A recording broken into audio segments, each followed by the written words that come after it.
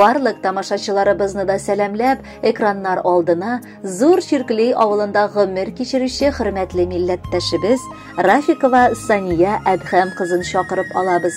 Бүген 30 ноябрь көнне ул үзенең 60 яшьлек юбилейлы туган көнен каршылый.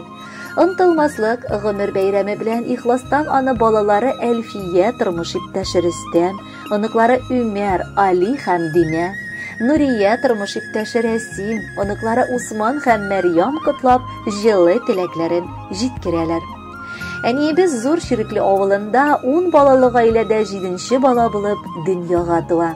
Зур, тату гаиләдә ул бик тырыш, уңган кыз булып үсеп җитешә. Кичкенәдән үк эш яратып, әти-әнисенә беренче ярдәмче булырга ашыга. 8нче сыйныфны бары 5-ле билгеләренә генә тәмамлап, Сызрань шәһәренең педагогия училищесына һөнәри белем алырга укырга керә.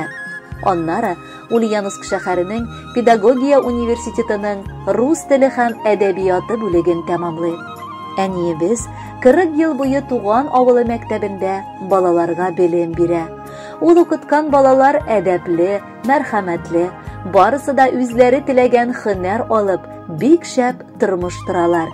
Әниебез 2 кыз бала үстерде.